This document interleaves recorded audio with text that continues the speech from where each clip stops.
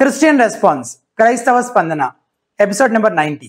హితబోధ నిర్వహించే ఈ ప్రశ్నోత్తరాల లైవ్ కార్యక్రమాన్ని యూట్యూబ్ ద్వారా వీక్షిస్తున్న వీక్షకులందరికీ యేసు ప్రభువారి శ్రేష్టమైన నామములో శుభములు. ఒక ముఖ్య గమనిక, ఈ రోజుటి క్రైస్తవ స్పందన కార్యక్రమం ఒక స్పెషల్ ఎపిసోడ్ అని దయచేసి గమనించగలరు. గతంలో కూడా మనం ఇట్లాంటి స్పెషల్ ఎపిసోడ్స్ చూస్తున్నాము. కేవలము ఒక లోకల్ చర్చ్కి సంబంధించిన వాళ్ళు కానీ లేదా ఒక క్రిస్టియన్ గ్రూప్కి సంబంధించిన వాళ్ళు కానీ కేవలం వారు మాత్రమే ప్రశ్నలు అడుగుతూ ఉంటే బీబు గారి జవాబులు చెప్పడం కొరకు స్పెషల్ ఎపిసోడ్స్ ముందుగానే రికార్డ్ చేసి తర్వాత వీలైనప్పుడు వాటిని ప్రసారం చేస్తూ ఉంటాం. సో ఈ రోజు క్రైస్తవ స్పందన కార్యక్రమం కూడా అలాంటి ఒక స్పెషల్ ఎపిసోడ్ అని గమనించగలరు. సో ఈ రోజు లైవ్ చాట్ ద్వారా కానీ లేదా జూమ్ ద్వారా కానీ క్వశ్చన్స్ తీసుకోబడవని, ఇది ఒక స్పెషల్ ఎపిసోడ్ అని దయచేసి వీక్షకులంతా గమనించాలని మనవి. అలాగే ఈ రోజు కార్యక్రమాన్ని ఒక చిన్న ప్రార్థనతోటి మనం ప్రారంభించుకుందాం. ప్రార్థన. మహోన్నత దయగల తండ్రి, ప్రేమగల ప్రభువ, మరి గడిచిన ఎపిసోడ్లన్నింటిలో మీరు ఏ రీతినైతే సహాయం చేస్తూ వచ్చారో ఈ రోజు ఎపిసోడ్ అంతట్లో కూడా మీరు సహాయం చేస్తున్నామని, ఈ కార్యక్రమాన్ని లైవ్ ద్వారాను అలాగే తర్వాత యూట్యూబ్ లో కూడా వీక్షిస్తున్న వీక్షకులందరినీ కూడా ప్రభువ మీ వాక్యము చేత వారిని దీవించమని, మీ వాక్యపు లోతుల్లోనికి ప్రభా వారు దేవా తండ్రి మరి వెళ్ళి దాన్ని పరిశీలించడానికి దాన్ని రుచి చూడడానికి కూడా సహాయం చేస్తున్నామని, ముఖ్యంగా బిబు గారిని కూడా మీరు వాడుకుంటూ రావాల్సిందిగా మీ హస్తాలకు అప్పగించుకుంటూ యేసు నామమున స్తుతించి ప్రార్థించి పెట్టుకుంటున్నాము తండ్రి, ఆమేన్.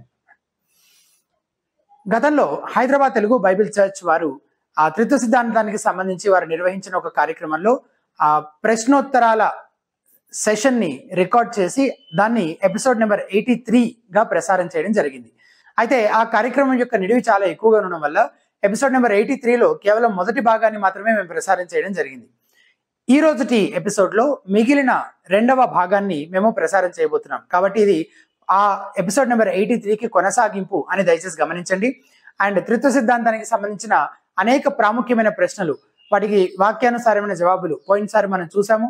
అది మీకు ఎంతో ఆశీర్వాదకరంగా ఉండిందని మేము అందరము భావిస్తున్నాము. అలాగే ఈ రోజు కార్యక్రమంలో కూడా త్రిత్వ సిద్ధాంతానికి సంబంధించిన ఎన్నో ఆసక్తికరమైన ప్రశ్నలు, ఎన్నో అనుమానాలు, ఎన్నో అర్థం కానటువంటి వాక్య భాగాలను లేవనెత్తుతూ ప్రశ్న అడగడం జరిగింది. వాటన్నిటిని బిబు గారు వాక్యానుసారంగా వివరించడం జరిగింది. సో ఈ రోజు కార్యక్రమం కూడా మీకు అందరికీ దీవెనకరంగా ఉందని ఆశిస్తూ ఈ రోజు కార్యక్రమాన్ని మనం ప్రారంభించుకుందాం. అన్న కీర్తనల గ్రంథం 138లో నీ నామమంతటి కంటే నీవిచ్చిన వాక్యమును నీవు గొప్ప చేసి ఉన్నావు. ఓకే, సో దీనికి ముందడిగిన ప్రశ్నగా బ్రదర్ అడిగారు కదా, ఓకే, నాకంటే తండ్రి గొప్పవాడు అన్న దానికి కౌంటర్ గాని నీ వచనాన్ని యూజ్ చేయొచ్చా? ఇది ఇక్కడ వాక్యమును నీవు లేదు, ఇది రాయబడిన వాక్యం గురించి లేదా దేవుడు బయలుపరిచినటువంటి వాక్యాన్ని గురించి మాట్లాడుతున్నాడు. Okay, as for as I understand. Okay అన్న. ఎందుకంటే కేవలం నామ జపం వల్ల మనకేమీ రాదు కదా. వాక్యంలో ఆయన నామం ఎలా బయలుపరచబడిందో, ఏ భావంతో చెప్పబడిందో అర్థం చేసుకుంటేనే దానివల్ల ప్రయోజనము ఆశలు.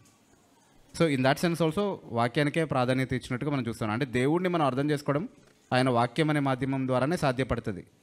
సో అలా నియమించడం ద్వారా దేవుడు తన నామం కంటే వాక్యాన్ని హెచ్చించి ఉన్నాడని అర్థం చేసుకోవచ్చు మనం డెఫినెట్లీ. బట్ అది వాక్యం అనే పర్సన్ గురించి మాట్లాడట్లేదు అని అంటే ఇమీడియట్లీ నాకు గుర్తున్న దాన్ని బట్టి చెప్తున్నాను basically. But subject correction there please.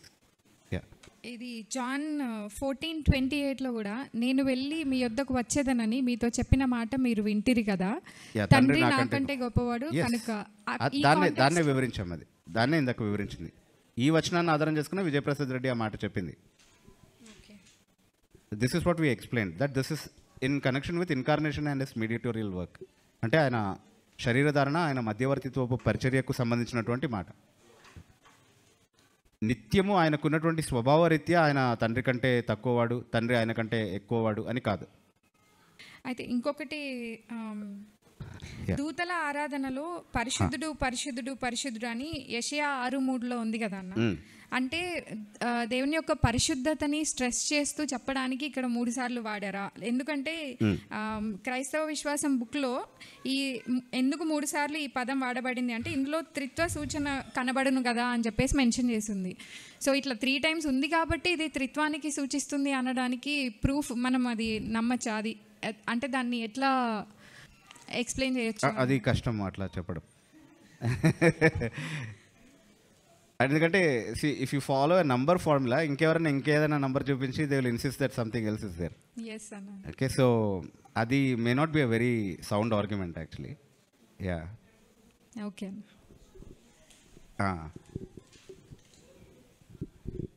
అన్న ఇంకో క్వశ్చన్. Yeah.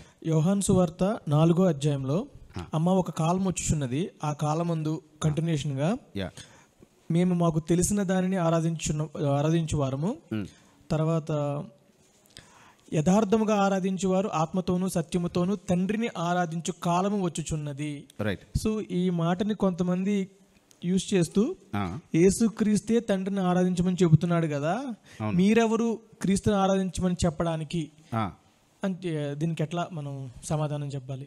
హెబ్రీ 1:5-6 ఆయన తన ఆది సంబూతుడిని మరలా భూమికి రప్పించినప్పుడు దేవదూతలందరూ ఆయనకు ఆరాధించాలని తండ్రే ఆజ్ఞాపించినప్పుడు, తండ్రే ఆజ్ఞాపిస్తున్నప్పుడు కుమారుడిని ఆరాధించమని, ఆరాధించకూడదని చెప్పడానికి మీరెవరు అని ప్రశ్న వేయడమే దానికి సమాధానం. ఇంకొకటి అన్న, పరిశుద్ధపరచు వారికిని పరిశుద్ధపరచు బడువారికిని అందరికీ ఒక్కటే మూలము, ఈ హేతువు చేతను వారిని సహోదరుని పిలుచుటకు ఆయన సిగ్గుపడక నీ నామమును నా సహోదరులకు ప్రచురపరుతును, సమాజము మధ్య నీ కీర్తిని గానము చేతును అనెను. సో ఎగ్జాక్ట్గా బైబిల్ వర్స్ నాకు గుర్తులేదన్న, ఇది ఒక చర్చ్ ఆఫ్ క్రైస్ట్ వెబ్సైట్లో తీసుకున్నాను ఇది. ఓకే. సో ఇక్కడ నాకు అర్థమైంది ఏంటంటే, మామూలుగా హెబ్రీ పత్రికలో కూడా యేసుక్రీస్తు యాజకుడిలా ఉన్నాడు, ఆయన యాజకుడిగా ఆయన వర్క్ చేస్తున్నారు కదా. సో సంఘములో మనతో పాటు ఉంటూ ఆయన ఆరాధిస్తున్నారు కదా అని చెబుతూ యేసుక్రీస్తే మరలా ఇక్కడే ఆయన ఆరాధిస్తున్నప్పుడు ఈ వచనం బేస్ చేసుకుని మనం తండ్రిని ఆరాధించాలి, క్రీస్తుని ఆరాధించమని ఎక్కడ చెప్పలేదు. ఇది కూడా ఎట్లా అర్థం? అదే చెప్పారు, అదే ఇందాక చూపించాం కదా హెబ్రీ పత్రిక 1:6 దేవదూతలు ఆరాధించినట్టుగా, ప్రకటన గ్రంథం 5వ అధ్యాయంలో, ప్రకటన గ్రంథం 7వ అధ్యాయంలో సింహాసనాసీనుడిగా ఉన్నవానికి గొర్రె పిల్లకు ఆరాధన చెల్లించినట్టుగా మనం చూస్తున్నాం. సో ఆ గొర్రె పిల్ల యేసుక్రీస్తే అన్న. మరి ఇప్పుడు ఇలా ఎంతవరకు యేసుక్రీస్తు ఆరాధిస్తూ ఉంటారు, అది ఎట్లా అర్థం చేసుకోవాలన్నా? అంటే ఈ భూమి ఉన్నంత వరకైనా మనం ఆయన మధ్యవర్తిగా కూడా ఎలా ఎప్పటి వరకు ఉంటారు? లేదు, ఆయన మధ్యవర్తిగా ఉన్నప్పుడు, తగ్గింపులో ఉన్నప్పుడే ఆయన ఆరాధనకు అర్హుడైతే, మరలా తన మధ్యవర్తిత్వ పరిచర్య అంతా కూడా ముగించిన తర్వాత అలాంటి పరిచర్య ఏమీ చేయకుండా తన పూర్వస్థితిలోనే ఉన్నప్పుడు ఇంకెంత ఆరాధనకు అర్హుడై ఉంటాడు?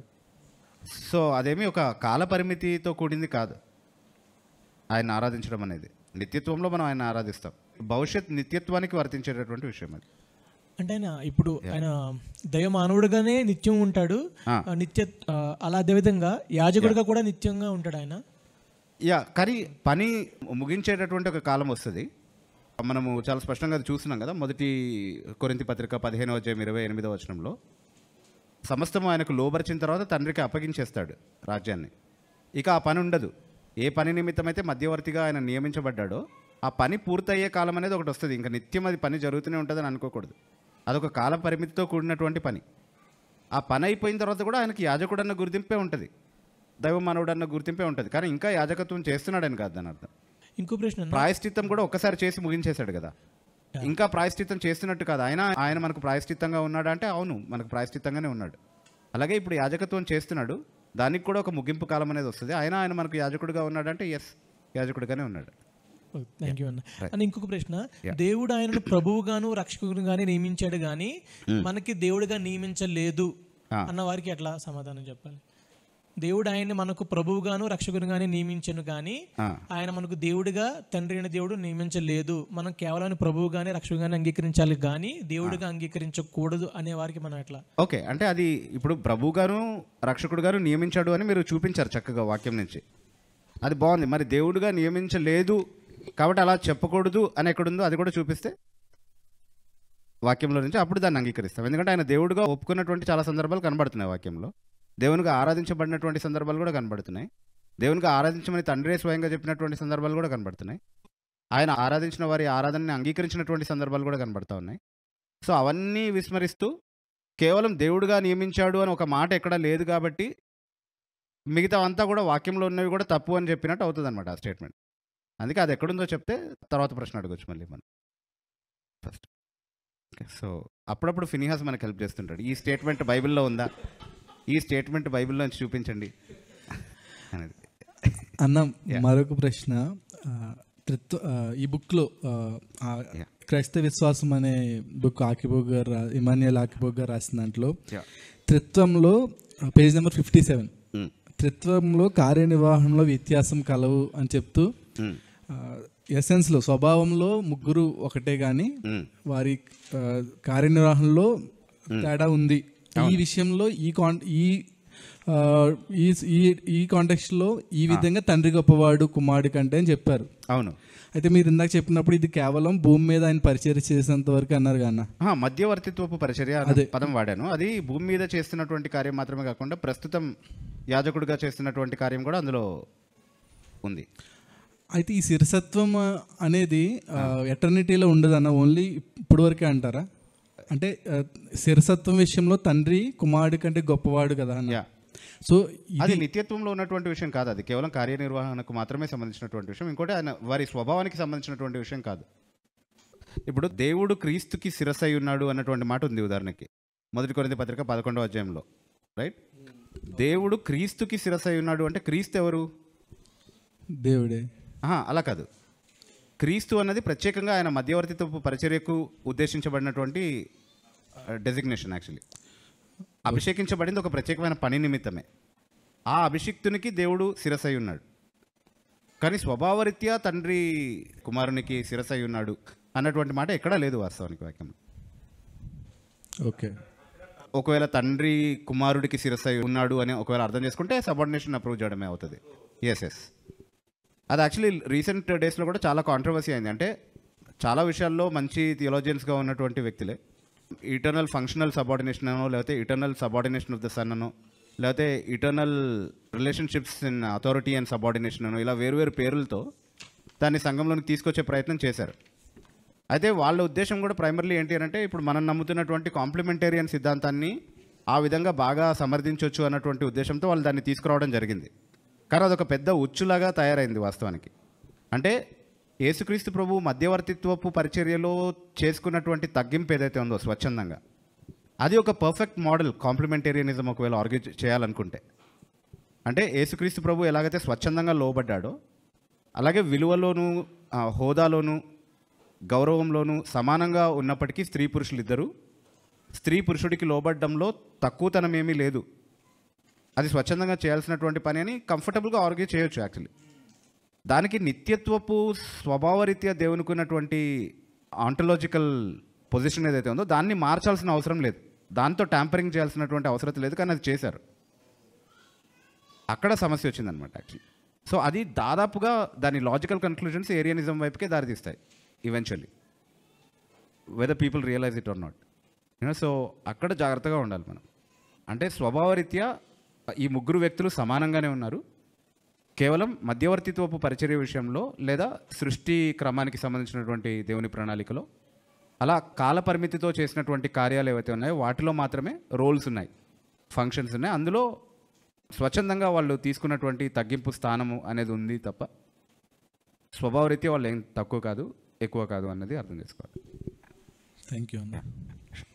ఇంకొక ప్రశ్న, అది హైపోస్టాటిక్ యూనియన్కి సంబంధించి యోహాను సువార్త 20:17లో నా తండ్రియు మీ తండ్రియు నా దేవుడును మీ దేవుడును అయిన వాని యొద్దకు అని యేసుక్రీస్తు చెప్పినప్పుడు ఆయన నా దేవుడును అన్నప్పుడు అన్న యొక్క సత్యంలో ఆయన ఏం చెప్పాలనుకుంటున్నారు? అంటే ఆయనలో మనం ఏం చూడాలి ఆ మాట అన్నప్పుడు? దేవుడికి దేవుడిగా ఉండడం అనేది లేదు, ఆయన తన మహిమపరచబడినటువంటి మానవ స్థితిలోనే మాట్లాడుతున్నాడు అన్నమాట. దేవునికి దేవుడు కాదు కదా ఆయన. ఆర్ త్రిత్వంలో ఉన్నటువంటి ముగ్గురు వ్యక్తులు పరస్పరం దేవుడు అని సంబోధించుకున్నటువంటి సంబోధన భావంలో దాన్ని తీసుకోవచ్చు. కానీ నా దేవుడు అని పర్సనలైజ్ చేసి మన దేవుడుగా ఎలా ఉన్నాడో అలాగే యేసుక్రీస్తుకు కూడా దేవుడు అన్నది మధ్యవర్తిత్వపు పరిమితుల్లోనే అర్థం చేసుకోవాల్సి ఉంటుంది. ఓకే అన్న, థ్యాంక్ యూ అన్న. తండ్రి అన్న పదాన్ని ద అండర్స్టాండింగ్ లో human sun father and son relationship లో యేసుక్రీస్తు మరియు తండ్రి అయిన దేవుణ్ణి అర్థం చేసుకుంటే చాలా ప్రమాదం, లేకపోతే ఇటువంటి క్వశ్చన్లు వచ్చే అవకాశం ఉందని నేను విన్నాను. ఇప్పుడు ఇక్కడ నా తండ్రి మీ తండ్రి అంటే ఇప్పుడు మన పర్స్పెక్ట్ లో నన్ను కన్న తండ్రి అన్న ఉద్దేశంలో వస్తుంది. కానీ ఇక్కడ తండ్రి అయిన దేవుడు కుమారుడు అయిన దేవుళ్ళలో అటువంటి సేమ్ హ్యూమన్ బయోలాజికల్ రిలేషన్షిప్ లాంటిది కాకుండా అధికారంతో కూడిన తండ్రి అధికారంతో కూడిన లేకపోతే ఒక పొజిషనల్ గా అట్లా చూడన్నా, లేకపోతే సేమ్ ఈ కాంటెక్స్ట్ లోనే అన్నట్టుగా అర్థం చేసుకోవాలా? ఎందుకంటే మోస్ట్ ఆఫ్ ద క్వశ్చన్స్ దాంట్లోంచే వస్తాయి.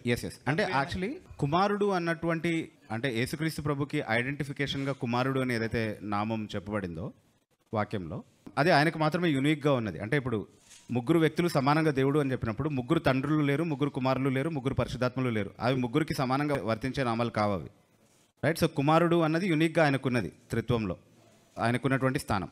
కానీ అది కాకుండా శరీరధారణలో కూడా ప్రత్యేకంగా ఆయన దేవునికి కుమారుడు అని చెప్పబడ్డాడు ఒక భావంలో.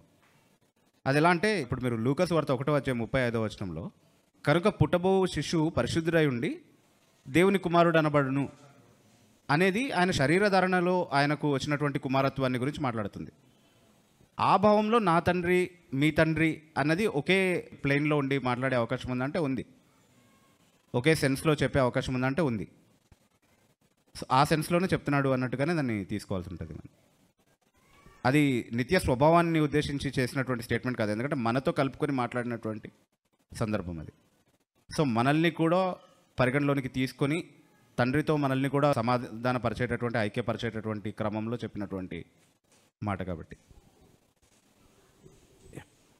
అన్న ఇంకొకటి హెబ్రూ 1:9 తండ్రి అని దేవుడు కుమారుడైన క్రీస్తుని దేవా అని అన్నప్పుడు ఈ తండ్రి అని దేవుడు కుమారుడిని దేవా అన్న దాంట్లో అసలు అంతరార్థం మన ఒక క్రైస్తవులకి ఎట్లా అర్థం చేసుకోవాలి? ఆయన తండ్రి అని దేవుడు కుమారుడైన దేవుడిలో ఈ దేవాన్ని సంబోధించడంలో ఉన్నటువంటి ఒక ఏంటి ఆ లోతైన అర్థం? అంటే ఫస్ట్ ఆఫ్ ఆల్ అది కీర్తన నుంచి ఒక కొటేషన్ అనేది గుర్తించాలి మనం. ఓకే, దావీదు మాట్లాడుతున్నటువంటి ఒక మాటని లేదా కీర్తనకారుడు మాట్లాడుతున్నటువంటి ఒక మాటని కోట్ చేస్తున్నాడు హెబ్రీ గ్రంథకర్త. కానీ మొత్తం కాంటెక్స్ట్లో హెబ్రీ గ్రంథకర్త దాన్ని ఎట్లా కన్స్ట్రక్ట్ చేశాడు అంటే తండ్రే కుమారుడిని దేవాన్ని సంబోధిస్తున్నట్టుగానే కన్స్ట్రక్ట్ చేశాడు. కాబట్టి తండ్రి కుమారుడిని దేవా అని పిలిచేటటువంటి పాసిబిలిటీని ఓవర్ రూల్ చేయలేం. Though we acknowledge that it is a quotation from the Psalms 45:6-7, right? So అయితే ఎందుకు పిలిచాడు అని అంటే దానికి కారణాలు ఆయనే చెప్తున్నాడు. అది చెప్పే ముందు నాకు వెంటనే గుర్తొచ్చింది ఏంటి అంటే మా ఇంటి పక్కన ఒక ఆయన ఉంటాడు, బొంకూరి జాన్ అని. మీరు కొంతమంది వినుంటారు. అంటే తన పేరును సార్థకం చేసుకున్న వ్యక్తి అనమాట, ఏకైక వ్యక్తి బొంకూరి జాన్. బొంకూరి జాన్ ఏం చేస్తాడంటే బొంకుతూ ఉంటాడు ఎప్పుడు. సో కాబట్టి తన బొంకడం అంటే తెలుసు కదా, బై ద వే, తెలీదా? అబద్ధాలు ఆడడం బొంకడం అంటే. సో కరెక్ట్గా ఎందుకో ఆయనకి ప్రొవిడెన్షియలీ ఏర్పాట్లో, దేవుని ఏర్పాట్లో బొంకూరి జాన్ అనే పేరు పెట్టడం జరిగింది. సో ఆయన వెళ్ళి కలిసాం మేము. ఆయన ఒకప్పుడు పిడి సుందర్రావు శిష్యుడు అనమాట. సో పిడి సుందర్రావు ఏదో ఒక భావంలో యేసుక్రీస్తు దేవుడే అని ఒప్పుకున్నాడు కాబట్టి ఆయనతో పేచి పెట్టుకొని వచ్చాడు బయటికి. మొత్తానికి వన్ ఆఫ్ ద రీజన్స్ అసలు దేవుడే కాదు ఎట్లా అంటారు అని.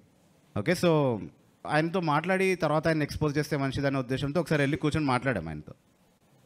అనవసరం అనుకోండి, యాక్చువల్లీ అలా ఏం అవసరం లేదు. బహిరంగంగా బోధించేవాడిని బహిరంగంగా ఖండించేసేవచ్చు, నో ప్రాబ్లం. కానీ ఏదో అలా అనిపించింది ఆ టైంలో, కొంచెం కనికరం చూపిద్దామని వెళ్ళాం. వెళ్ళి వచనం చూపించాం. దీనికి ఏమంటారు అని అంటే ఆయన ఏమన్నాడంటే దేవాని తండ్రి ఎందుకంటున్నాడంటే ఇప్పుడు మనము మన ఇంట్లో పిల్లల్ని గారభంతో నాన్న, బుజ్జి, తండ్రి, మమ్మీ అని పిలుస్తాం. అంటే దాని అర్థం నిజంగా వాళ్ళు తండ్రి అనా మమ్మీ అనా? కాదు కదా, గారవంతో పిలుస్తున్నాం. అట్లాగే తండ్రి తన కుమారుడిని గారవంగా దేవాన్ని సంబోధించాడు అంతే అన్నాడు. అబ్బా, మళ్ళీ పేరుని సార్థకం చేస్తున్నాడు. కానీ యాక్చువల్లీ కారణం అక్కడే చెప్తున్నాడు. 10వ వచనం నుంచి మీరు చదివితే దేవుని సంపూర్ణ గుణలక్షణాలు ఆపాదిస్తూ మాట్లాడుతున్నాడు. ఆయన సృష్టికర్త కాబట్టి, ఆయన నిత్యుడు కాబట్టి, ఆయన మార్పు లేనివాడు కాబట్టి, ఎప్పుడు ఏకరీతిగా ఉన్నవాడు కాబట్టి దేవాన్ని సంబోధిస్తున్నాడు. కాంటెక్స్ట్లోనే కారణాలు కనబడుతున్నాయి. సో ఎక్కడ గారాభంతో చెప్పినట్టుగా మాత్రం కనబడట్లేదు అక్కడ. So I hope that answers the question. అన్న, దేవుడు అద్వితీయ దేవుడు, త్రీ ఏక దేవుడు, ఆత్మస్వరూపే ఉన్నాడు కదన్న. అయితే ఇప్పుడు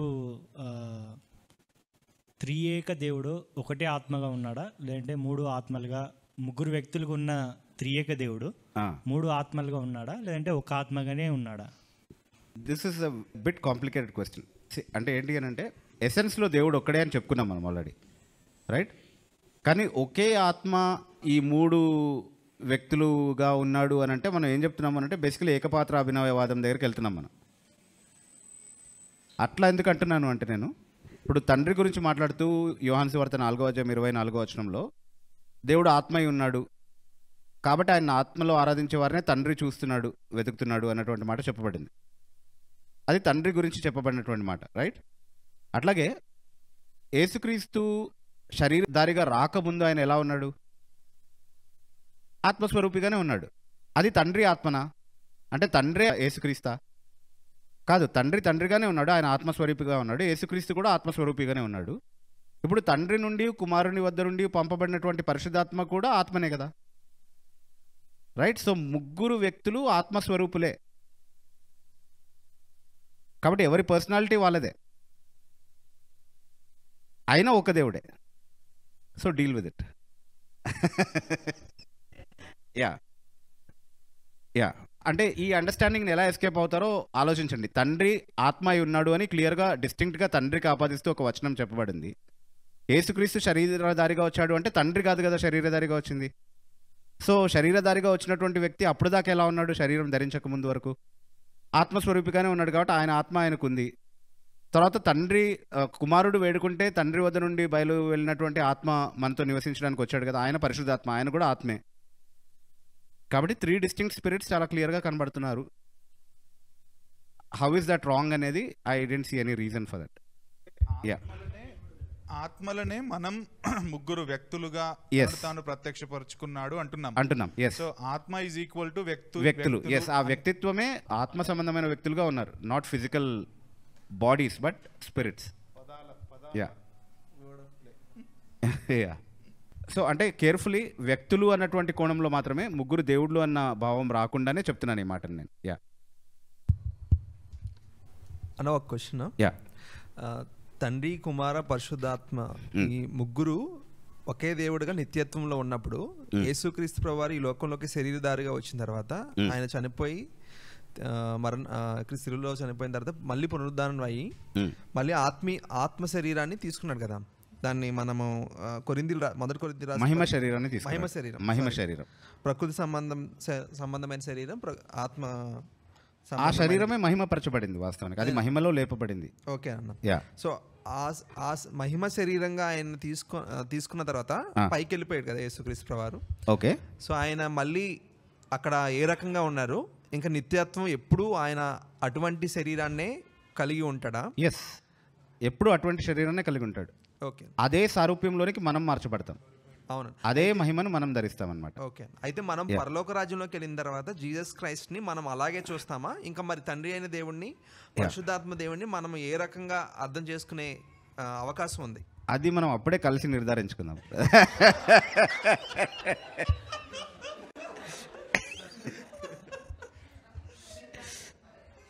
ఎప్పుడు కూడా యేసుక్రీస్తే దేవుణ్ణి కనబరిచినటువంటి వ్యక్తిగా మనం చూస్తూ ఉన్నాం, కానీ అది ఇక్కడ ఉన్నటువంటి పరిమితి మాత్రమే అని నేను అనుకుంటున్నాను. బేసికలీ అంటే దర్శన రూపకంగా చూశారు చాలామంది తండ్రిని, డిస్టింక్ట్గా యేసుక్రీస్తుకి డిస్టింక్ట్గా తండ్రిని కూడా చూశారు చాలామంది.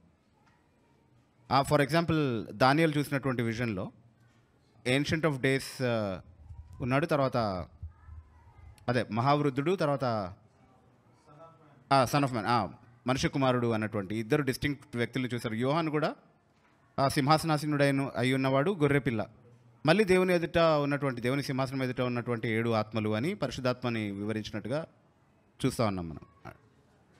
సో ఇప్పుడు దర్శన రూపకంగా మాత్రమే పరిమితమైంది, అప్పుడు రియాలిటీలో చూస్తాం కాబట్టి చూస్తామేమో అని అనుకుంటున్నాను. But we don't know. Yeah yeah yes. But ఇక్కడ 1 John 4:12 లో no one has ever seen God. ఇంకా చాలా చోట్ల దేవుని ముఖమును చూసిన వాడు ఎవరు లేరు అని. అవును, అంటే ఇప్పుడు ప్రత్యక్షంగా ఎవరు దేవుడిని చూడలేదు. యేసుక్రీస్తు ప్రభువే ఎప్పుడైనా కూడా దేవుడిని ప్రత్యక్షంగా కనపరచాడు. ఉదాహరణకి అబ్రహాం దగ్గరికి యెహోవా వచ్చిన వ్యక్తి ఎవరు అంటే యేసుక్రీస్తే యాక్చువల్లీ. Okay, theophany.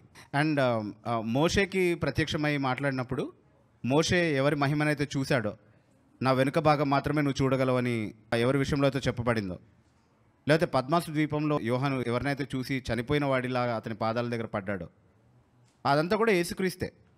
అయితే తండ్రి దర్శన రూపకంగా లేకపోతే కళలో మాత్రమే కనబడ్డాడు, కానీ ఎవరికైనా కూడా ప్రత్యక్షంగా ఎవరికి కనబడలేదు, ఎవరికి ప్రత్యక్షం అవ్వలేదు. ఎప్పుడు కూడా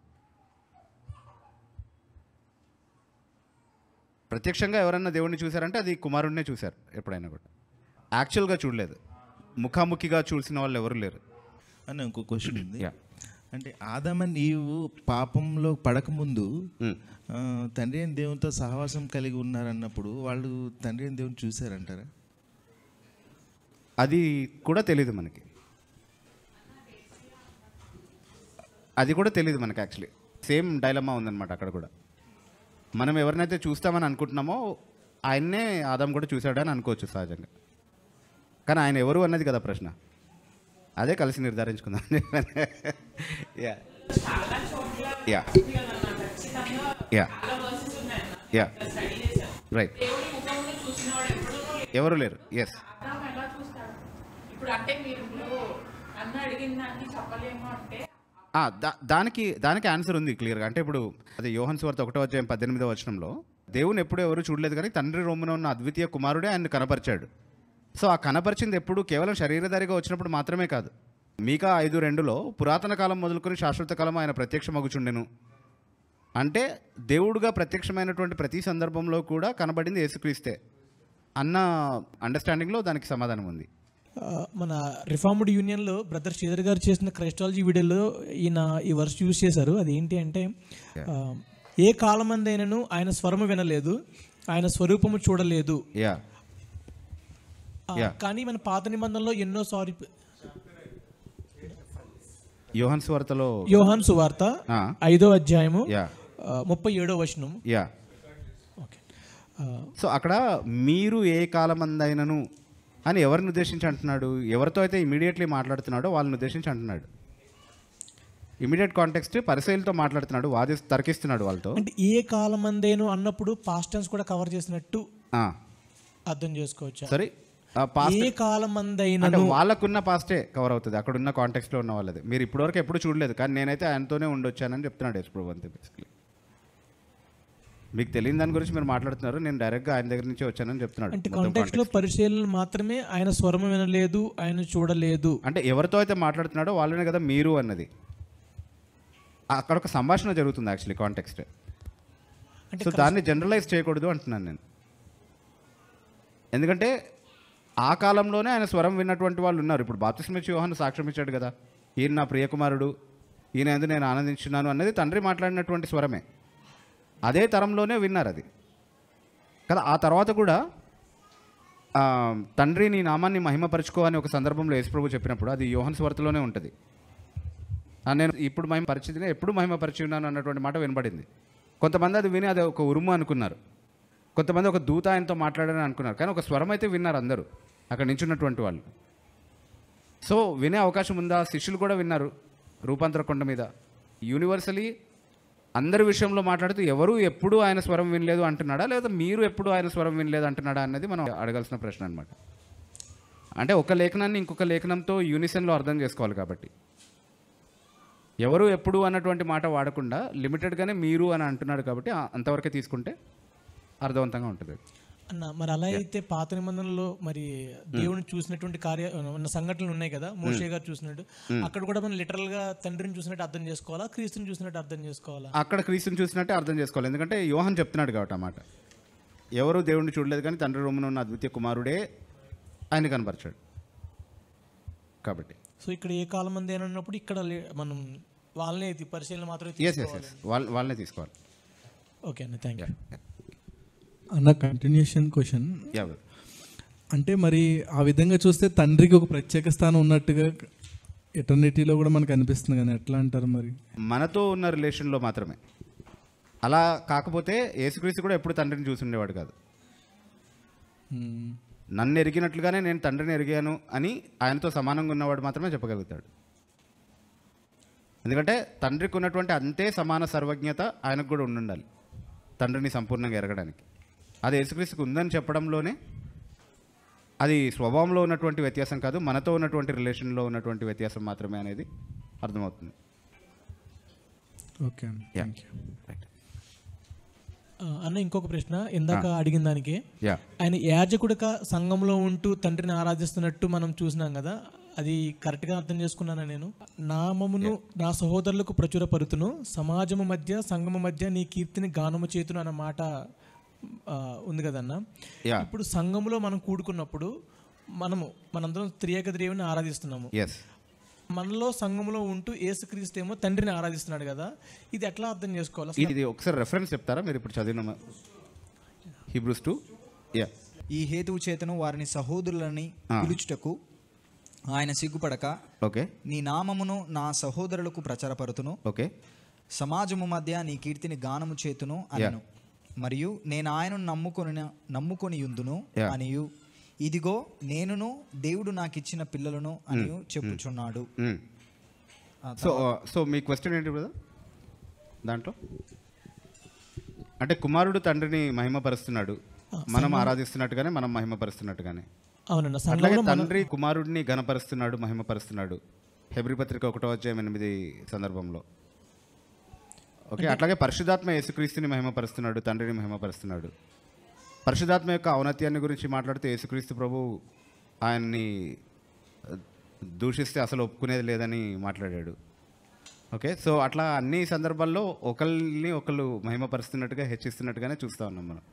సో దాని నుండి మనం ఏమీ అంటే సిస్టమేటిక్గా వాక్యం బోధిస్తున్నటువంటి సిద్ధాంతానికి వ్యతిరేకంగా ఒక అభ్యంతరంగా ఏమీ డిరైవ్ చేయలేము ఆ వచనం నుండి. అంటే మనలాగే యేసుక్రీస్తు కూడా ఆరాధిస్తున్నప్పుడు అలాగే చూడాలి కదా అని. అంటే మనం సంఘంలో ఆ ముగ్గురిని ఆరాధిస్తున్నాము, ఆయన ఒక్కడు మనతో పాటు ఉంటే తండ్రిని ఆరాధిస్తున్నాడు కదా, అసలు ఇది కరెక్ట్గా అర్థం చేసుకున్నామా అనేది నా ప్రశ్న. అంటే యేసుక్రీస్తు ఈ మాటలు ఆరాధిస్తున్నాడు అన్నటువంటి మాటలు ఎక్కడ చెప్తున్నాడు? తన మానవ కోణంలో చెప్పినటువంటి మాట అది. మానవుడిగా ఉన్నటువంటి యేసుక్రీస్తు త్రిత్వమైనటువంటి దేవుడిని ఆరాధిస్తున్నాడు. అంటే ఆయన మానవుడిగా ఉంటూ ఆరాధిస్తున్నారు కదా, తండ్రిని ఆరాధిస్తున్నాడు. కానీ మనమందరము త్రియేక దేవుని ఆరాధిస్తున్నాం కదా సంఘంలో. అది ఆయన ఆరాధనలో ఆయన ఆపాదించినటువంటి మహిమ తండ్రికి మాత్రమే చెందుతుంది అన్నటువంటి ఆ సెపరేషన్ ఏదైతే మనం మైండ్లో చేసుకుంటున్నామో అది చేసుకోకూడదు అని చెప్తున్నాము అంతే. ఓకే, అది తండ్రికి మాత్రమే యూనిక్గా ఉన్నటువంటి మహిమ కాదు. అది యేసుక్రీస్తు ఆరాధించడం, యేసుక్రీస్తు ప్రార్థన చేయడం, యేసుక్రీస్తు ఆధారపడడం, ఇవన్నీ కూడా ఆయన మధ్యవర్తిత్వపు పరిచర్యకి, ఆయన మానవ కోణానికి మాత్రమే పరిమితమైనటువంటి ఆస్పెక్ట్స్గా అర్థం చేసుకోవాలి. అన్న John 14:23, if anyone loves me he will keep my word and my father will love him and we will come to him and we will make our home with him అన్నప్పుడు ఇక్కడ తండ్రి పరిశుద్ధాత్మ దేవుడు తండ్రి కుమారులు ముగ్గురు అని వస్తుందా లేకపోతే? సో కానీ వాస్తవానికి యేసుక్రీస్తు ప్రభు శరీరధారిగా వచ్చి మరణించి పునరుద్ధరణుడిగా లేచి తండ్రి కుడి పార్శ్వమున ఉన్నాడు అని ప్రత్యేకంగా చెప్పబడింది వాక్యంలో, రైట్? తండ్రి సమక్షంలో మన పక్షంగా ఉత్తరవాదిగా ఉన్నాడు అన్నటువంటి మాటలు కూడా చెప్పబడ్డాయి. కాబట్టి ప్రత్యేకంగా యేసుక్రీస్తు ప్రభు యొక్క సాన్నిధ్యం ఎక్కడుంది అంటే తండ్రి కుడి పార్శ్వమున ఉంది, లేకపోతే విజ్ఞాపన చేసేటటువంటి స్థానంలో ఉంది అన్నప్పుడు ఆయన మన వద్ద వచ్చి మనతో నివసించడానికి ఎవరిని పంపించాడు? ఆయన పరిశుద్ధాత్మనే పంపించాడు. సో పరిశుద్ధాత్మే వచ్చి మనలో నివసిస్తున్నప్పుడు త్రియేక దేవుడు మనలో నివసిస్తున్నట్టుగా పరిగణించబడింది. సో పరిశుద్ధాత్మే నివసిస్తున్నాడు కాబట్టి కుమారుడు లేడు, తండ్రి లేడు అని అనుకోవడానికి లేదు. పరిశుద్ధాత్మ మీలో నివసిస్తున్నాడని, మీరు దేవుని ఆలయమై ఉన్నారని మీరు ఎరుగురా? అంటే పరిశుద్ధాత్మ నివసించడమే మనల్ని దేవుని ఆలయంగా చేస్తూ ఉంది. దేవుని ఆలయం అంటే ఏ దేవుని ఆలయం అంటే త్రిత్వ దేవుని ఆలయం. అన్న యేసుక్రీస్తు నామంలో ప్రార్థన చేయాలి కదా, సో అన్ని నామాల కంటే పైనామంగా దేవుడు యేసుక్రీస్తు నామంని హెచ్చించి ఆయన కుడి పార్శ్వంలో కూర్చోబెట్టాడు. అది ఆయన అధికారాన్ని సూచిస్తుంది కదా.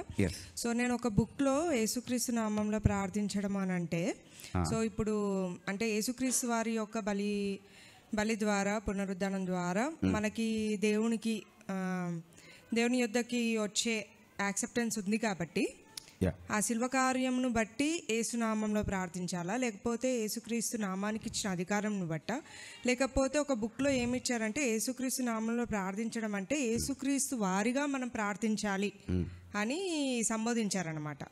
సో ఒక్కసారి క్లారిటీ. ఫస్ట్ ఆఫ్ ఆల్ యేసునామంలో ప్రార్థించడము అని అంటే డెఫినెట్లీ ప్రార్థన చివరిలో యేసునామంను అడిగి వేడుకొంచున్నాం తండ్రి అని చెప్పడం అయితే కాదు.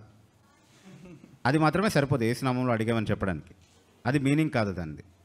ఓకే, మీనింగ్ ఏంటి అని అంటే ఇప్పుడు మీరు చెప్పారు యేసునామము అంటే అధికారం కలిగినటువంటి నామం, ఉన్నతమైనటువంటి నామం, హెచ్చించబడినటువంటి నామం, ఆ నామంలో అడగాలి అని. అయితే దానికి ఒకళ్ళు చెప్పిన నిర్వచనం కూడా చెప్పారు. బలియాగం ద్వారా ఆయన పునరుద్ధానము ఆధారంగా మనకున్నటువంటి ఆ సంబంధం ఏదైతే ఉందో దాని బేసిస్ పైన అడగాలి అనేది. సో ఇప్పుడు యేసుక్రీస్తుకి అన్ని నామముల కంటే పైనామము అందరికంటే హెచ్చుగా ఆరాధించబడేటటువంటి నామం, అధికారం కలిగినటువంటి నామం ఎలా వచ్చింది? ఆయన మరణ పునరుద్ధరణం ద్వారానే వచ్చింది యాక్చువల్లీ. సో దాని ఆధారంగానే మనం కూడా తండ్రిని సమీపించగలుగుతాం. యాక్చువల్లీ నా నామమున మీరు తండ్రిని అడగాలి అని అన్నప్పుడు, లేకపోతే నా నామమున నన్ను అడగాలి అని అన్నప్పుడు, మనము దాన్ని అర్థం చేసుకోవడానికి అడగాల్సిన ప్రశ్న ఏంటి అని అంటే, అసలు నా సొంత నామంలో నేను ఎందుకు అడగకూడదు? లేకపోతే మా సంఘ కాపరి నామంలో ఎందుకు అడగకూడదు? లేకపోతే నేను ఆరాధించే సంఘం నామంలో ఎందుకు అడగకూడదు? ఎందుకు అడగకూడదు అంటే, పరలోకంలో ఆ నామం కంటే ఇంకే నామం కూడా చెల్లదు. అంటే పరలోకంలో ఎవరికి ఖాతా లేదు. మన అనాలజీలోకి దాన్ని తీసుకొచ్చి మాట్లాడాలంటే, we don't have an account in heaven. So ఏదైనా దేవుడు మనకి ఇవ్వాలంటే అది యేసుకి మాత్రమే ఒక ఖాతా ఉంది, ఆ ఖాతాలోనే జమ కట్టాలన్నమాట దేవుడు. సో ఏది అడిగినా ఆ ఖాతాలోనే మనం అడగాలి, యేసుక్రీస్తు ఖాతాలో ఇచ్చేయమని. అక్కడి నుంచే మనం పొందాలన్నమాట. ఓకే, ఇన్ దాట్ సెన్స్ యేసునామంలో మనం ప్రార్థన చేయాలి. సో ఇది అంటే ఇప్పుడు అంటే మీరు అడగని ఒక ఆస్పెక్ట్ కూడా జస్ట్ మెన్షన్ చేస్తున్నాను. అదేంటి అని అంటే, ఇప్పుడు నా నామంన మీరు తండ్రిని ఏమడిగినా తండ్రి ఇస్తాడు అన్నటువంటి వాగ్దానాన్ని ఒక బ్లాంక్ చెక్ లాగా చూపిస్తూ ఉంటారు చాలామంది. దేవుడు ఆల్రెడీ సైన్ పెట్టి బ్లాంక్ చెక్ ఇచ్చేశాడు, నీకు ఏం కావాలో నువ్వు రాసి క్లెయిమ్ చేసుకోవడమే యేసునామంలో అని. కానీ యాక్చువల్లీ యేసునామము అన్నది ఒక లిమిటేషన్ ఆ ప్రామిస్కి. అంటే ఆయన నామంలో ఏది పడితే అది అడగడానికి వీల్లేదు. ఎందుకంటే ఆయనే స్వయంగా నీ స్థానంలో నిలబడి ప్రార్థన చేస్తుంటే ఏం అడిగి ఉండేవాడు అది మాత్రమే అడగాలి. లేకపోతే ఆయన నామాన్ని అన్యాయంగా వాడడం అవుతుంది. రైట్, ఇప్పుడు నేను జస్ట్ ఒక ఎగ్జాంపుల్గా చెప్తున్నాను. నేను ఇక్కడికి వచ్చి మియాపూర్కి వచ్చి బాగా అలసిపోయి ఒక బార్కి వెళ్ళి తాగేసాను అనుకుందాం బాగా. ఓకే, తాగేసి డబ్బులు లేవు, మా స్నేహితుడు ఇక్కడ ఉంటాడు, మంచి స్నేహితుడు, ఆయన వచ్చి కడతానన్నాడు, ఆయన ఖాతాలో రాసుకోండి అని చెప్పాను అనుకోండి. ఏమడుగుతాడు? నీ స్నేహితుడి పేరేంటి అని అడుగుతాడు. ఆ ఖాతాలో రాసుకోవాలి కదా.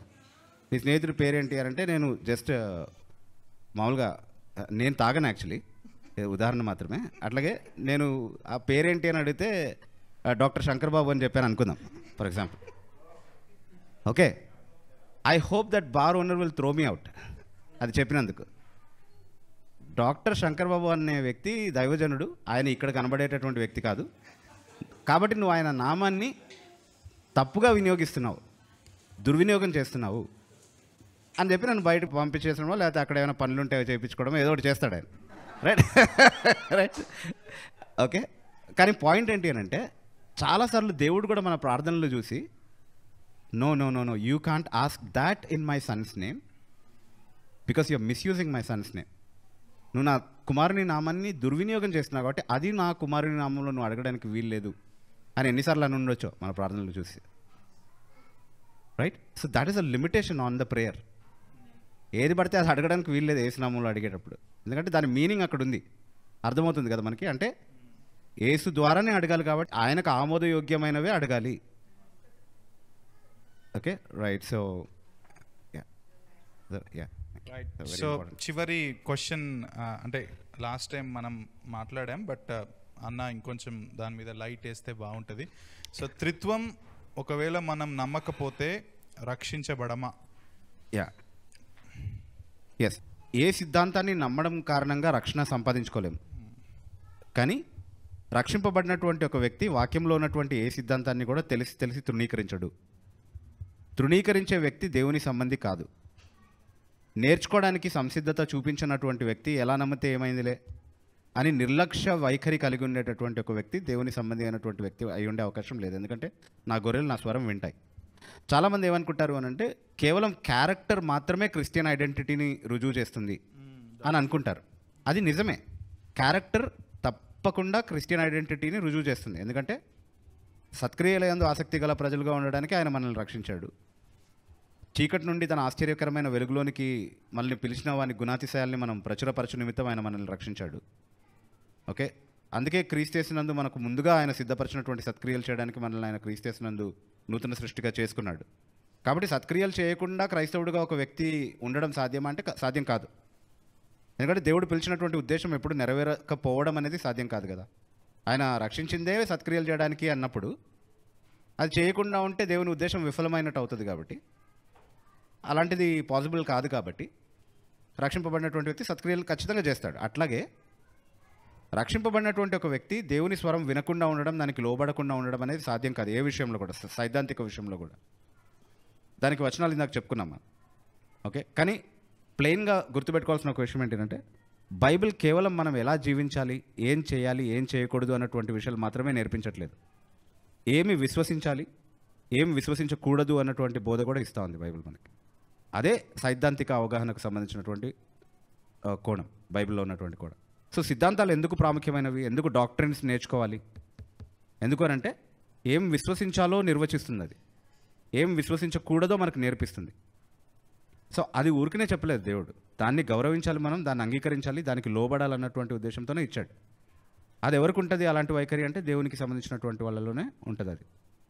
సో డెఫినెట్లీ ప్రతి సిద్ధాంతము ముఖ్యమైనదే. అందులో త్రిత్వ సిద్ధాంతం మరి ముఖ్యంగా దేవునితో వ్యవహరించేటటువంటి సిద్ధాంతం కాబట్టి చాలా ప్రాముఖ్యమైనది అనేది గుర్తుపెట్టుకుందాం. సో మీరు చాలా క్వశ్చన్స్ అడిగారు కాబట్టి మీరు అనుమతిస్తే మిమ్మల్ని ఒక క్వశ్చన్ అడుగుతాను నేను. ఎందుకంటే అది చాలామందిని పజిల్ చేసేటటువంటి ఒక క్వశ్చన్. ఓకే, ఉందా, టైం ఉందా, అడగచ్చా? ఓకే, యోహాను సువార్త 5వ అధ్యాయంలో అంటే మన యేసుక్రీస్తు సమానత్వం గురించి, ఆంటలాజికల్గా వాళ్ళు ఈక్వల్గా ఉన్నారు, స్వభావరీత్యా తారతమ్యాలు ఏమీ లేవు, ఒకరు ఎక్కువ ఒకరు తక్కువ అన్నది ఏమీ లేదు, కేవలం కార్యనిర్వహణలో మాత్రమే ఉన్నటువంటి వ్యత్యాసం అని చెప్పుకున్నాం. కాబట్టి ఇప్పుడు యోహాను సువార్త 5వ అధ్యాయము 26వ వచనంలో ఒక మాట చదువుతున్నామా. దీన్ని ఎలా అర్థం చేసుకుంటారో చెప్పండి ఒకసారి చదివి, ఎవరన్నా ఒక్కసారి చదవండి వచనాన్ని.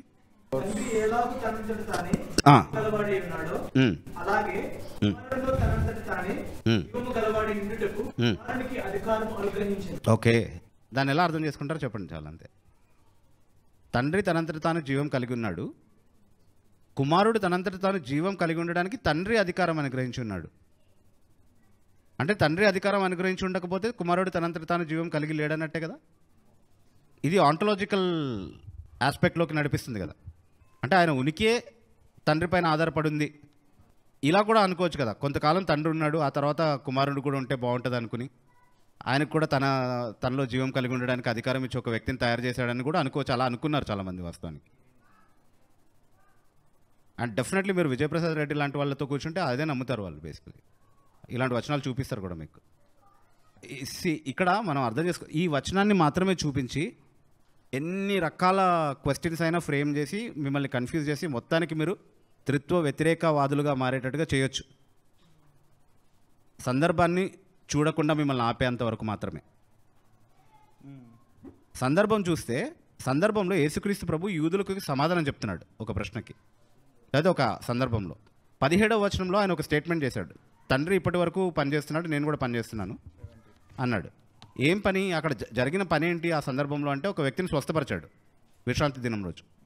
అలా ఎలా చేస్తామని ఆయనతో గొడవకు వస్తే తండ్రి చేస్తున్నాడు, నేను కూడా చేస్తున్నాను, తండ్రి చేయట్లేదా పనులు విశ్రాంతి దినం రోజు?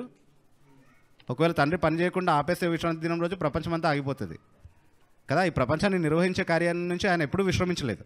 అలాగే తండ్రి రక్షణ కార్యాన్ని ఎప్పుడు జరిగిస్తూనే ఉన్నాడు. విశ్రాంతి దినం రోజు రక్షింపబడే వాళ్ళు చాలామంది ఉంటారు, రైట్? అట్లాగే తండ్రి ఎలాగైతే కార్యం చేస్తున్నాడో తండ్రికి ఎలాగైతే అలా చేయడానికి అధికారం ఉందో నాకు కూడా ఉందని చెప్తున్నాడు బేసికలీ. అయితే ఆ కాన్వర్జేషన్లో ఇంకా ముందుకెళ్తూ ఇంకా ఏమంటున్నారంటే ఈ కార్యం మాత్రమే కాదు, ఇంకా దీనికంటే గొప్ప కార్యాలు కూడా ఇంకా చేస్తానంటున్నాడు. ఏంటి ఆ గొప్ప కార్యం అంటే నిత్య జీవం ఇచ్చే కార్యం అని అంటున్నాడు, జీవం ఇచ్చే కార్యం అని అంటున్నాడు. మీరు మొత్తం కాంటెక్స్ట్ తర్వాత చదవండి, అర్థమవుతుంది. సో ఆ కాంటెక్స్లో జీవం ఇచ్చే కార్యాన్ని తండ్రి ఎలా చేస్తున్నాడో అలాగే నేను కూడా చేయగలను అని చెప్తున్నప్పుడు తండ్రి తనంతట తాను కలిగి ఉన్నటువంటి జీవం, అలాగే కుమారుడు తనంతట తాను కలిగి ఉన్నటువంటి జీవం అన్నటువంటి మాటలు వారి ఉనికిని గురించి మాట్లాడుతుందా లేదా వారు ఇతరులకు ఇచ్చేటటువంటి జీవాన్ని గురించి మాట్లాడుతుందా? సందర్భంలో ఇతరులకు ఇచ్చే జీవాన్ని గురించి మాట్లాడుతుంది. అది తండ్రి ఎలా ఇవ్వగలడో నేను కూడా అట్లాగే ఇవ్వగలుగుతానని చెప్తున్నాడు, అంతే. సో ఎంత ఈజీగా కన్ఫ్యూజ్ అవ్వవచ్చో చూడండి ఒకసారి సందర్భం చూడకపోతే. సో త్రిత్వానికి వ్యతిరేకంగా కనబడేటటువంటి వాక్యం ఉన్నంత మాత్రాన కన్ఫ్యూజ్ అవ్వకండి, ఆగి ఆలోచించండి, జవాబు దొరికేంత వరకు వెతకండి. ఎందుకంటే ఇప్పుడు వరకు నేను పజిల్ అయినటువంటి ప్రతి ప్రశ్నకి నాకు జవాబు దొరికింది. ఓకే, అట్లానే నేను త్రిత్వాన్ని పూర్తిగా అర్థం చేసుకున్నానని కాదు, కానీ బైబిల్ త్రిత్వ సిద్ధాంతాన్ని డినై చేస్తుందా అన్న కోణంలో రైజ్ అయినటువంటి క్వశ్చన్స్కి ఆన్సర్స్ వెతుక్కోగలిగాను నేను. So I confidently believe that you can find answer for every question. So don't be hasty to get confused. Be confident that there is an answer to it. Just because you don't know it doesn't mean there is no answer for it. ఇంకేం questions లేవనుకుంటున్నాను. ఇంకేమైనా questions ఉంటే maybe this is the last chance. Maybe one more question we can ask. If no questions we will close.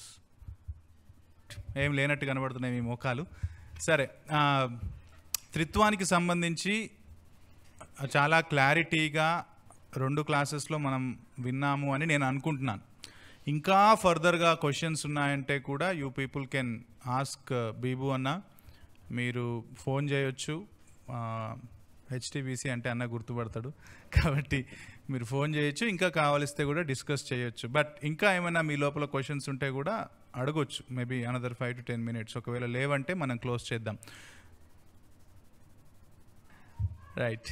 So thank you so much అన్న for giving valuable time. ఈ సాయంత్రం మాతో ఉండి చాలా లోతైన విషయాలు, బైబుల్ సంబంధమైన విషయాలు, త్రిత్వ సిద్ధాంతానికి సంబంధించిన విషయాలు మాతో చెప్పడానికి మీరు వచ్చినందుకే thank you so much. I'm blessed to be here. Thank you for the opportunity. అసలు సిద్ధాంతము నేర్చుకోవడానికి ఆసక్తి చూపించి ఇంతమంది ఉండడము, వాళ్ళ మధ్యలో నేను ఉండడం అనేది చాలా ఆశీర్వాదకరమైనటువంటి విషయం. I really had a very refreshing time. So thank you for the opportunity. Praise God అన్న. సో మాతో మీరు ఉన్నందుకు thank you so much. So మీరు ఇంకా మీ life is a really wonderful encouragement to all of us. Men's మీటింగ్లో మీరు మా చర్చ్ క్యాంప్లో మాట్లాడిన మాటలు, మీ టెస్టిమోనీ, మీరు మీ మీద అటాక్స్ జరిగినప్పుడు, మీ మీద దాడి జరిగినప్పుడు కూడా మీరు నిలబడి దాన్ని ఎదుర్కొన్న విధానం, వీటన్నిటిని గురించి మేము ఇంకా అప్పుడప్పుడు మాట్లాడుకుంటాం. So your life is really an encouragement to all of us and you are a blessing to all of us. So thank you so much for coming once again. And మా అందరితో కూడా మీరు ఉండడం చాలా సంతోషం. మీరు మీ పరిచర్య ఇంకా ఎంతోమందికి దీవెనకరంగా ఉండాలని మేము ప్రార్థన చేస్తాం. ఈ రోజుటి ఎపిసోడ్ కూడా మీకు అందరికీ దీవెనకరంగా ఉందని ఆశిస్తూ ఉన్నాము. నేను ప్రారంభంలో జ్ఞాపకం చేసిన విధంగా ఈరోజు ఒక స్పెషల్ ఎపిసోడ్ అని మీ అందరికీ తెలుసు. స్పెషల్ ఎపిసోడ్ కేవలము ఒక లోకల్ చర్చ్కి కానీ లేదా ఒక క్రిస్టియన్ గ్రూప్ కానీ మా కోసమే ఒక క్రిస్టియన్ రెస్పాన్స్ కార్యక్రమాన్ని నిర్వహించగలరా అని ఒకవేళ మమ్మల్ని సంప్రదిస్తే కనుక మీకోసం కూడా అటువంటి ఏర్పాటు చేయడం జరుగుతుంది. దాన్ని ముందుగానే రికార్డ్ చేసి ఏదైనా ఒక రోజు క్రైస్తవ స్మరణ కార్యక్రమం సమయంలో దాన్ని ప్రసారం చేయడం జరుగుతుంది. సో ఈ అవకాశాన్ని మీరు కూడా సద్వినియోగం చేసుకోవాలని మనవి చేస్తున్నాం. అయితే వచ్చే వారం నుంచి క్రిస్టియన్ రెస్పాన్స్ క్రైస్తవ స్పందన అనే కార్యక్రమం లైవ్ ప్రసారంగానే కొనసాగుతుందని గమనించగలరు. అలాగే హితబోధ కేవలం ఈ ప్రశ్నోత్తరాల లైవ్ కార్యక్రమాన్ని మాత్రమే కాకుండా ఇంకా అనేక క్రైస్తవ వనరులను తెలుగులో ఉచితంగా అందుబాటులోకి తీసుకురావడం కొరకు ప్రయాసపడుతూ ఉంది. ఆ వనరులన్నీ ఉచితంగా 3 మాధ్యమాల ద్వారా మీకు అందుబాటులో ఉంచడం జరుగుతుంది. ఒకటి హితబోధ వెబ్సైట్ ద్వారా. మీరు గూగుల్ సర్చ్ బాక్స్ లో హితబోధ అని టైప్ చేస్తే హితబోధ వెబ్సైట్ కనిపిస్తుంది.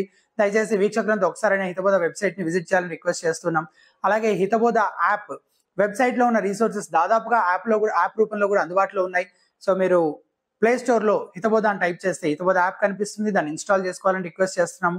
అలాగే Hithabodha YouTube channel, YouTube search box లో హితబోధ అని టైప్ చేస్తే హితబోధ యూట్యూబ్ ఛానల్ కనిపిస్తుంది. దయచేసి వీక్షకులతో దాన్ని సబ్స్క్రైబ్ చేసుకొని బెల్ ఐకాన్ కూడా ప్రెస్ చేయాలని రిక్వెస్ట్ చేస్తున్నాం. ఈ రీసోర్సెస్ గురించి, ఈ కార్యక్రమం గురించి మీరు వ్యక్తిగతంగా దీనిని ఫాలో అవుతూ మీరు ప్రయోజనం పొందడంతో పాటు మీకు తెలిసిన క్రైస్తవ మిత్రులకి, పరిచయస్తులకి, ఫ్రెండ్స్ కి, క్రిస్టియన్ ఫ్రెండ్స్ కి దీన్ని తెలియపరచడం ద్వారా వారు కూడా మేలు పొందడానికి, ఆత్మీయంగా వర్ధిల్లడానికి మీ వంతు కాంట్రిబ్యూషన్ మీరు అందించాలని మనవి చేస్తున్నాం. అలాగే ఈ కార్యక్రమం గురించి, ఈ పరిచర్య గురించి మీ అనుదిన ప్రార్థనలో కూడా జ్ఞాపకం చేసుకోవాలని మనవి చేస్తూ క్రిస్టియన్ రెస్పాన్స్ క్రైస్తవ స్పందన అనే ఈ కార్యక్రమం ప్రతి మంగళవారం సాయంత్రం 8 గంటలకు ప్రసారం చేయబడుతుంది కనుక తిరిగి మరలా వచ్చే మంగళవారం సాయంత్రం 8 గంటలకు కలుసుకుందాం. అంతవరకు సెలవు. వందనాలు.